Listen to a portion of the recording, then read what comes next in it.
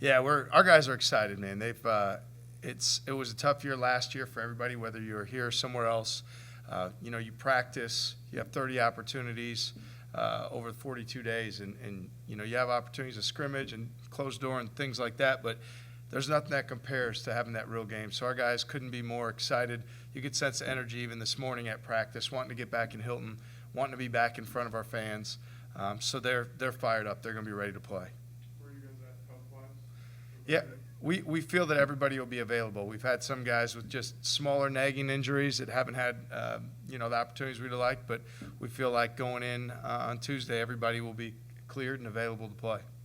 What you learn in those scrimmages or exhibitions that you can right? Yeah, I mean, overall, we learned we can play a lot of different combinations, that we're a team that we need to set the tone with our defense, our aggressiveness, our ball pressure, speeding our opponents up.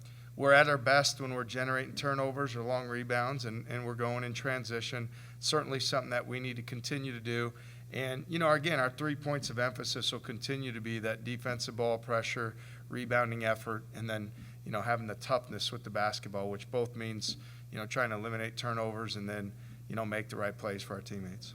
With that, do you anticipate you're going to try a lot of different rotations on Tuesday, just kind of see how guys are going to Yeah, we've really, even if you were to ask starting lineup, I have an idea of what that might be, but I'm not entirely sure, to be honest. It could still change. So we don't look at it as much as we're not trying things. We feel like guys have earned certain roles and responsibilities. I also would believe that we're probably going to have different starting lineups, whether one guy's playing better, maybe it's a certain matchup, maybe we want to go big or small.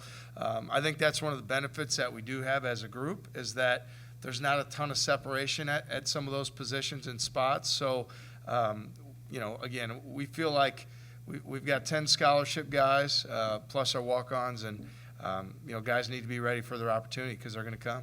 For Tyrese, what do you want to see from him early in the year? Yeah, he's got to be aggressive. He's got to trust his instincts. He's played this game a long time, so I know there's a lot of talk about being a freshman and, playing through things, but we have a lot of trust in Tyrese. He's an aggressive player. So overall, it's going from being that aggressive guy and also helping us manage a game, understanding where do our shots need to come from, when do we need a longer possession, when do we need to push the break, and then setting the tone defensively. He can be a pesky on-ball defender.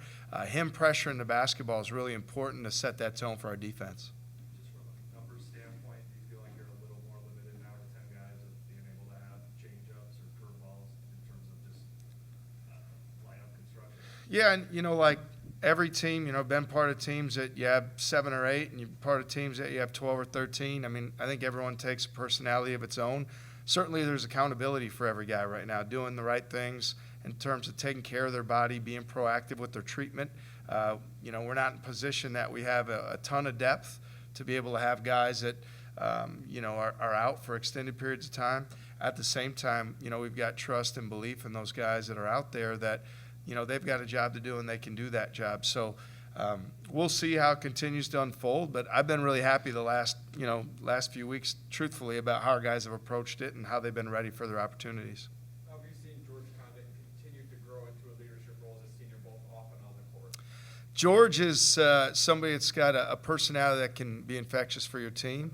When he's in great shape, which we believe he is right now, and he plays with the energy and motor, and he's sprinting the floor and getting up and down the court, blocking shots at the rim and making those impactful plays, he changes our team. And he's had some of those moments, through our scrimmage and in practice each and every day, and now it's about taking it to the game court. So we're optimistic about the progress he's made, and hopefully we can continue to be consistent with those things each and every day. Going on with that, do you anticipate, like you said, starting different rotations at each time? Do you anticipate Robert and George for the first couple weeks will kind of be fighting for that 5 spot there? Yeah, I mean, those have been the guys at this point that we've utilized at the 5, and again, they both bring different positives to the table, so I'm not as hung up on who's starting or who's not.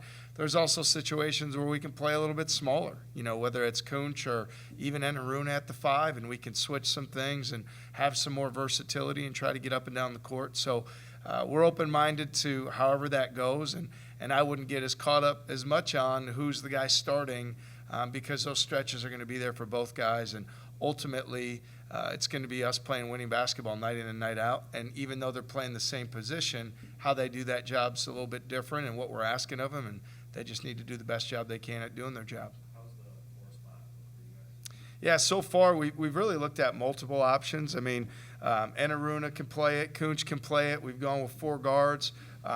Caleb played it some for me at UNLV, and we could do that and play smaller. And Brockington's a physical, athletic, fast twitch guy that he can play it. So it really just depends on the game and what the situation dictates. Whether we start 4 guards or start a little bigger and then go one way or another, I think you're going to see a lot of looks at that 4 position and then different strengths of what those guys bring to the table. Similar to what we talked at the 5, I think with Kunch plays different than Enaruna, and then that's a different feel than if we play Brockington or Grill kind of at that spot as well. It's going to be your first game in the head chair on Tuesday. It's going to be the first time building will be full in 2 years. What's your thoughts on the emotions of Tuesday night? So are you guaranteeing a sellout? Sure, yeah. Well, Buy all the extra tickets. no, man, we're excited to be in there. Look, for me, I mean, you can use all the cliches you want. I mean, I love Iowa State. I love this place. It means a lot to my family. So to have this opportunity to be back out there, as you mentioned, have done it for a number of years as an assistant. To be able to do it as a head coach is a pretty cool feeling. I know our guys are ready for the opportunity. I'm ready for it. And so couldn't be more thankful and grateful to our fans. I mean, we talk about it a lot in recruiting, and I feel like for the last 7 months we've told everybody about it, and now to have this opportunity in front of us, we get to experience it and be back in front of the best fans in the country is pretty cool. You mentioned that Robert and George play different. What are some of the differences or the things that Robert can do than George for those of us that haven't seen him kind of Robert? With Robert, he's a physical screener offensively. He really likes to hit people, whether it's off-ball screening, on-ball screening. He's a physical offensive rebounding presence. Defensively, he's a physical presence in the paint. With George, you're dealing with a guy who's got a little bit more mobility, probably out more in the open court, more of a guy that plays better in space and with activity. So both of them are effective, and we've seen them, play well at times. I think, for us to be able to have both options with different strengths from each guy, it allows us to play different depending on who's out there. So really proud. I mean, those guys, to be honest, have been a real bright spot for us, both in practice and in our scrimmage situations. So we're hopeful that they'll continue that production come game night. With Jazz, how's he progressed since he had the back injury early on? Yeah, the back injury, set him back a little bit. He wasn't able to practice for probably close to a month there. It's something that just kept tightening up on him, and we couldn't get him into that rhythm. But he's a guy that's played a lot of college games. He understands the importance of taking care of his body, extra recovery, and extra treatment. He was out there for us today, and he's getting that rhythm back and getting his feet underneath him. He's an extremely cerebral player. He's a guy that can bang shots and make plays for teammates. So we love that versatility, and we've got to continue to keep him healthy because he's a weapon for us. What have you seen from Trey Jackson maybe developing into more of a leader at the guard position? Yeah, Trey is an unbelievable teammate, guy that really celebrates the successes of others. I think probably every coach in America, regardless of sport, you talk about leadership, celebrating your teammates. Trey epitomizes those characteristics. He's a guy now that he's in year 3 in this program, so we really strive to have that program pride. He brings that organically based on his experience, his time here, his desire to get back and playing in front of the fans.